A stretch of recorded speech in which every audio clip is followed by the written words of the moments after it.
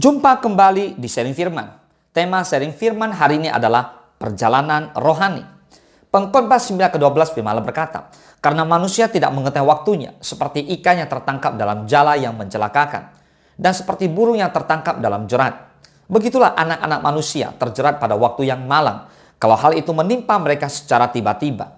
Saudara, hidup di dunia ini bagi setiap orang yang percaya adalah suatu perjalanan rohani yang harus ditempuh setapak demi setapak, detik demi detik, jam demi jam, bahkan hari demi hari, bulan demi bulan, dan tahun demi tahun. Seperti seorang musafir yang sedang menempuh perjalanan panjang dan melelahkan.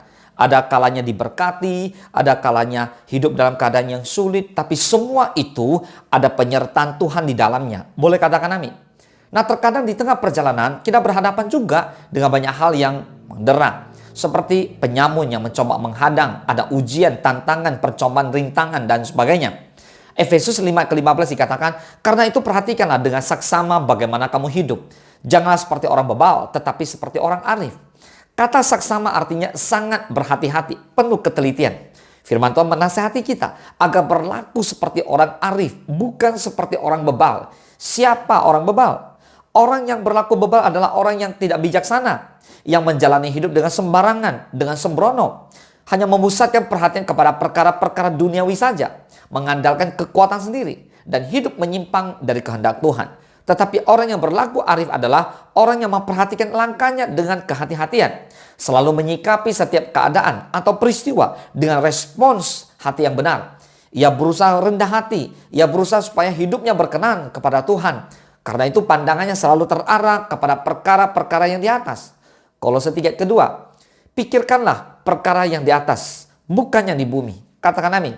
Ingat, pikirkanlah perkara yang di atas, bukan yang di bumi. Sehingga kita tidak asal menjalani hidup, tapi memperhatikannya dengan saksama, agar tetap hidup di jalan-jalan Tuhan. Kita menghargai waktu sebagai berkat yang sangat berharga yang Tuhan berikan buat saudara dan saya. Menghargai waktu berarti menggunakan waktu dan kesempatan dengan sebaik mungkin. Nah, pertanyaannya, mengapa kita harus menggunakan waktu dengan sebaik mungkin? Karena firman Allah berkata di Efesus 5 ke 16 bahwa hari-hari ini adalah jahat. Jadi saudara, sepanjang tahun 2023 yang telah berlalu begitu cepat, tinggal 2 bulan lagi sudah mau habis. Nah, tak terhitung banyaknya waktu dan kesempatan yang telah kita biarkan berlalu begitu saja tanpa makna. Jika Tuhan masih memberi kita kesempatan untuk menatap hari esok, ini adalah waktu yang tepat untuk kita berlaku bijak, tidak lagi berlaku bebal. Nah saudara, kita akan merenungkan saat ini tentang kehidupan dan perjalanan rohani seorang Yakub. Seseorang dipilih oleh Tuhan dan menjadi bagian dari garis keturunan yang penting dalam sejarah penyelamatan. Saat kita memahami peran Yakub dalam rencana Tuhan, maka kita dapat mengambil inspirasi dan hikmah yang relevan bagi perjalanan rohani kita saat ini. Saudara, kita bisa melihat bagaimana Yakub lahir sebagai bagian dari rencana Tuhan, meskipun ibunya Ribka mengalami kesulitan, tidak bisa memiliki anak. Ini mengajarkan kita bahwa dalam rencana Tuhan ada waktu yang sesuai untuk segala sesuatu. Tuhan memenuhi janjinya bahkan ketika situasi tampak mustahil. Kita melihat ciri khas Yakub sebagai seorang yang tekun dan bijaksana dalam mengejar berkat Allah. Dalam hidup ini, kata kunci adalah ketekunan. Seperti Yakub, kita juga harus gigih mengejar rencana Tuhan dalam hidup kita. Ketika kita menghadapi rintangan, kita dapat merenungkan kembali bagaimana Tuhan membimbing Yakub melewati berbagai ujian dan cobaan dalam perjalanan rohaninya. Namun, bukan berarti perjalanan rohani Yakub tanpa konflik. Dia mengalami persaingan dan konfrontasi dengan saudaranya Esau. Ini mengajarkan kita pentingnya damai dan pengampunan dalam hubungan kita. Kita diajar untuk mempraktikkan kerendahan hati dan mencari pendamaian dalam setiap situasi. Sepanjang hidupnya, Yakub juga mengalami perubahan karakter yang signifikan melalui proses pemulihan Tuhan. Awalnya, dia mungkin mencari jalan pintas dan menggunakan rencana licik untuk mencapai tujuannya.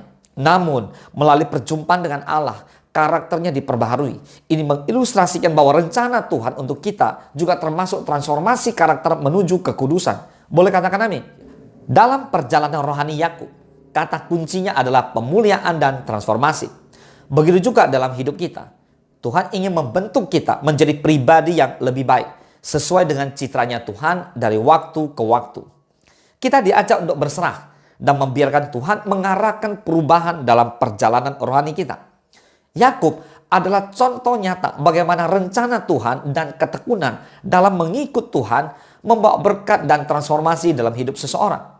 Kita dapat belajar dari perjalanan rohani dan iman Yakub untuk tetap teguh dalam menghadapi rintangan, mempraktikkan damai dan pengampunan dalam hubungan, serta membuka diri untuk proses pemulihan dan transformasi yang Tuhan kerjakan dalam hidup kita. Hari ini, mari kita renungkan betapa besarnya rencana Tuhan dalam perjalanan rohani setiap orang percaya. Dan mari kita mengejarnya dengan tekun dan penuh keyakinan. Tuhan Yesus memberkati. Amin.